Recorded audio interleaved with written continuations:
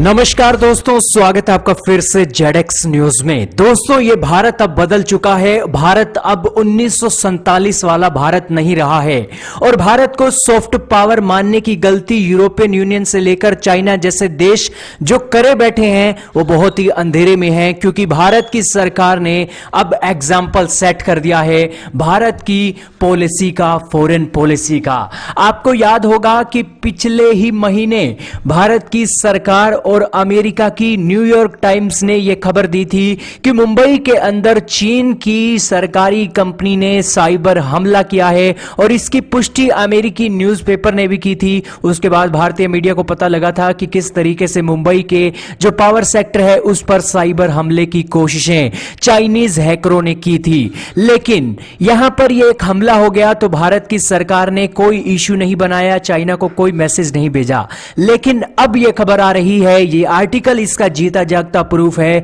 कि भारत की सरकार इस चाइनीज एग्रेशन को ग्लोबल फोरम और बड़े बड़े समिटों में उछालने वाली है और चीन को घेरने वाली है। दोस्तों, इस हमले के ऊपर चीन की सरकार तो मान ही नहीं रही है कि चीन के इस ग्रुप ने कोई हमला किया है। चीन के इस ग्रुप का नाम क्या है? चीन के इस ग्रुप का नाम है रेड इको और यह चाइना की सरकार इसे फंड करती है और यह दुनिया के अलग अलग देशों में एक साइबर हमले करने के लिए जाना जाता है। आपको याद होगा अमेरिका और चीन की अलास्का की मीटिंग हुई थी, उसमें भी अमेरिका ने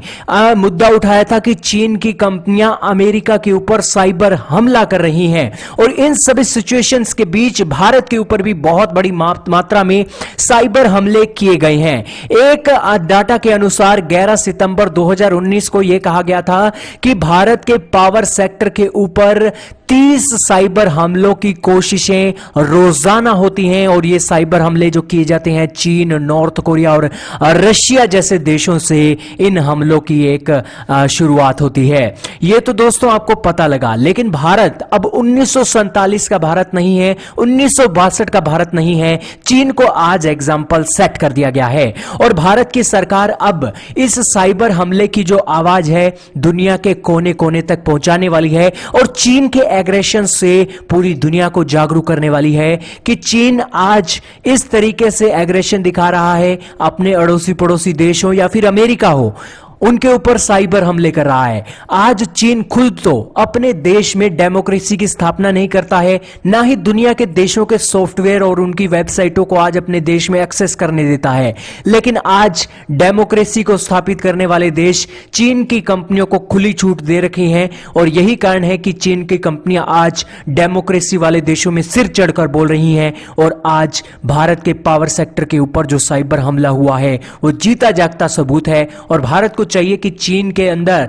चीन की जितनी भी कंपनियां हैं भारत से निकाली जाएं और चीन जैसे देश को भारत में बिल्कुल उसके दरवाजे बंद कर देने चाहिए, क्योंकि जिस देश में डेमोक्रेसी नहीं है वो एक देश नुकसान ही कर सकता है जिस देश में डेमोक्रेसी है। और भारत भी यहां पर बिल्कुल स्टैंड क्लियर कर रहा है चाइना के मामले में कि अगर चीन जिस तरीके से एग्रेशन दिखाएगा वैसे ही हम चीन के ऊपर भी एग्रेशन दिखाएंगे। चीन का बॉयकॉट चाइना की मुहिम भारत में कितनी सक्सेसफुल रही थी, टिकटॉक किस तरीके से बैन हुआ था और चीनी कंपनियों का भारत में निवेश करने वाला पैसे के ऊपर भारत की सरकार ने किस तरीके से ब्रेक लगाई थी और अब ये रेड इको नाम की फर्म जो भारत के ऊपर साइबर हमले कर रही है, चीन का इसके ऊपर एक बहुत बड़ा प्रभाव देखने को मिलेगा, क्योंकि भारत अब बड़े बड़े समिटों में साइबर हमलों का मुद्दा उठाने वाला है और इसी के चलते चीन को कमर कस लेनी चाहिए, क्योंकि अब भारत उसे कहीं का भी छोड़ने वाला नहीं है।